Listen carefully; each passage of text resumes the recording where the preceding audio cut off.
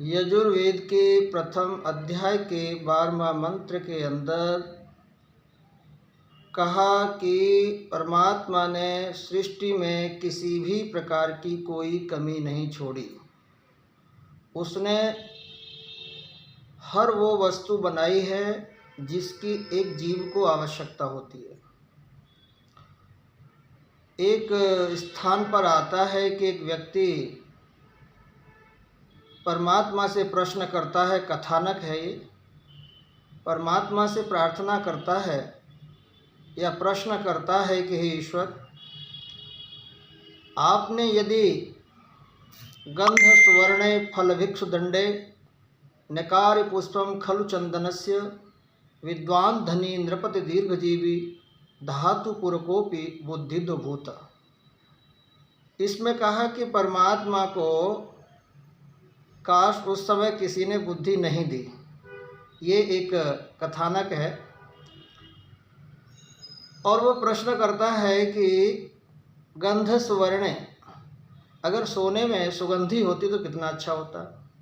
फल भिक्षु दंडे, और अगर गन्ने के जो गन्ना है उस पर फल होता तो कितना अच्छा होता। फिर आगे कहा चंदन के पेड़ पर यदि फूल होते तो कितना अच्छा होता।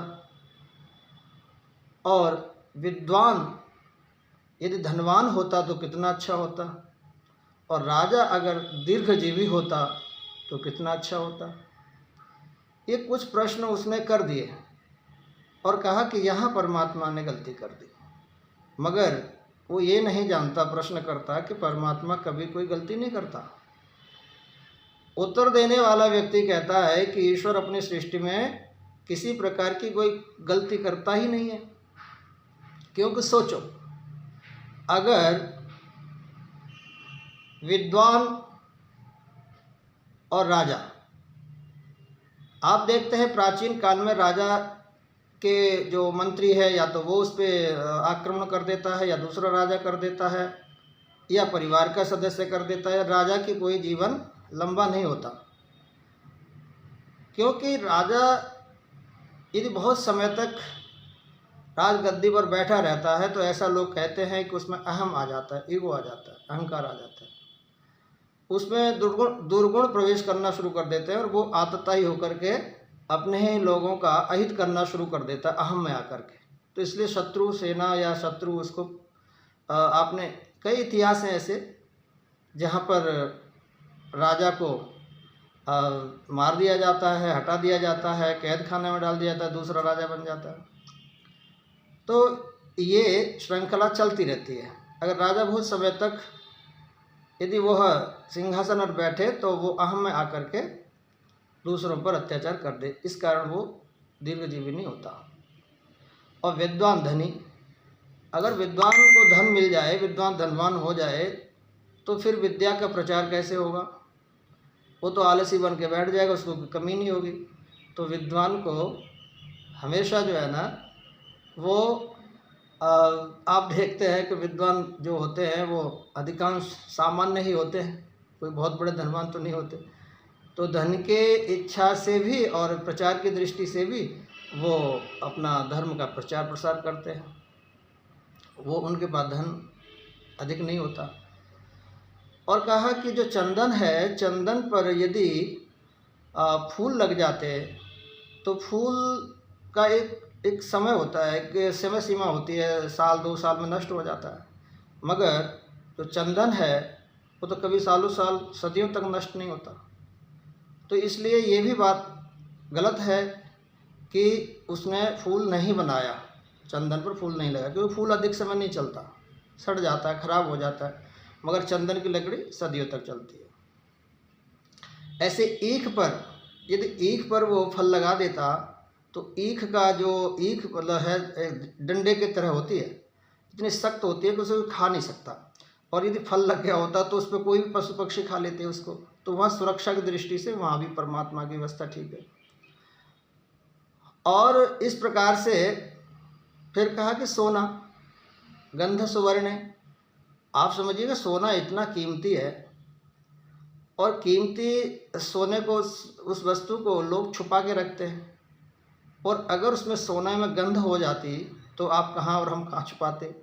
चोर वैसे ही खोज लेते हैं, उसको छीन लेते हैं। और अगर उस पर सुगंधी होती तो छुपाने का कोई स्थान ही नहीं होता, तो वो कोई भी लूट लेता। तो इसलिए परमात्मा की व्यवस्था पे कोई कमी नहीं है, कोई उंगली नहीं उठा सकता। तो ईश्वर ने जो भी रचना की है वो पूर्ण की है, क्योंकि पूर्णमदा पूर्णमिदम्, वो पूर्ण है, उसके कार्य भी पूर्ण है, और वो पूर्ण करने के बाद भी पूर्ण रहता है। इसी तरह आगे एक बात इस मंत्र में कही है कि परमात्मा हमेशा पवित्र करने के सारे उपाय करता है हमारे लिए। देखो, सृष्टि में विशेष करके 5 तत्व हैं, जल, वायु, अग्नि, पृथ्वी और आकाश।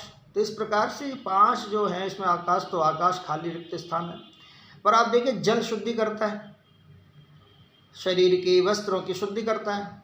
वायु हमारे आंतरिक प्राणायाम से हमारा फेफड़े, हमारा शरीर, इसकी शुद्धि होती है। मन की, बुद्धि की, आत्मा की शुद्धि प्राणायाम से होती है, वो भी शुद्धि करता है वायु। अग्नि है, अग्नि देखो धातुओं की शुद्धि करता है, वो भी धातुओं की शुद्धि करता है। कोई भी चीज़ हो अग्नि में तपाओ, शुद्ध हो जाती है। ऐसे ही पृथ्वी, पृथ्वी पर आदि कितना गंध डालते हैं हम लोग, पर पृथ्वी भी शुद्ध करती है। तो परमात्मा शुद्ध स्वरूप है, उसकी रचना भी शुद्ध स्वरूप है, वो भी शुद्धि करती है। तो यहाँ पे दूसरी बात कही कि परमात्मा के कार्य और परमात्मा शुद्धि करता है, तो उसके जो बनाए हुए पदार्थ वो शुद्धि करते हैं, तो परमात्मा कितना शुद्ध होगा। तो अगर हम अपने आत्मा की शुद्धि चाहते हैं तो उसके पास में बैठें। फिर इसमें आगे बात कही है कि ईश्वर जो है वो रोग निवारण भी करता है। देखो, जितना हमें रोग होता है 2 प्रकार का होता है, एक मन बुद्धि का और एक शरीर का। तो शरीर के रोगों के लिए उस ईश्वर ने औषधियों का निर्माण किया हुआ है, जो कि आजकल के वैद्य उसमें प्रयास कर रहे हैं। और प्राचीन काल में तो वैद्य जड़ी बूटी से ही किया करते थे, तो उसने इसका भी उपचार किया हुआ है परमात्मा ने। आगे इसमें कहा कि परमात्मा हमको पुष्ट करता है, मगर किन को करता है पुष्ट? जो उसके पास रहते हैं, जो उसका भजन करते हैं, जो उसे चाहते हैं, जो उसकी पूजा करते हैं, जो उसके समीप में बैठते हैं, वो उन्हीं को शुद्ध करता है। तो ये जो 12वां मंत्र है, प्रथम अध्याय यजुर्वेद का, इसमें ये बातें बताई हैं। तो जो मैं औषधि की बात कर रहा था, तो शरीर की शुद्धि तो औषधियों से हो जाती है, मगर मन और चित्त की और आत्मा की और बुद्धि की, इन सब की शुद्धि होती है कैसे? ईश्वर के भजन से, स्वाध्याय से इनकी शुद्धि होती है। तो उसके इस सृष्टि क्रम में हम किसी प्रकार का कोई भी उस पर आक्षेप नहीं लगा सकते, क्योंकि ईश्वर शुद्ध स्वरूप है, पूर्ण है। इसलिए उस पूर्ण के पास बैठने से ही हमारा जीवन पूर्ण होगा। इधर उधर जाने से हमारा जीवन पूर्ण नहीं हो सकता। एक वही ईश्वर सत्य स्वरूप है जिसके पास में बैठने से हमारा मन शांत होता है, और इस दुनिया में शांति है ही नहीं, केवल ईश्वर में शांति है। तो यही मंत्र ये कहता है। इस मंत्र का मैं स्वाध्याय कर रहा हूँ। इस मंत्र को पढ़ते हुए, ओम पवित्रेस्थो वैष्णव्यो सवितुर्वः प्रसव उत्पन्नाम्यश्छिद्रेण पवित्रेण सूर्यस्य रश्मिभिः देवीरापो अग्ने गुवो अग्ने पुमोग्ना इममद्य यज्ञं नयताग्ने यज्ञपतिं सुधातुं यज्ञपतिं देवयुवम्। ये मंत्र है और इसका अर्थ मैंने पहले ही आपको बताया।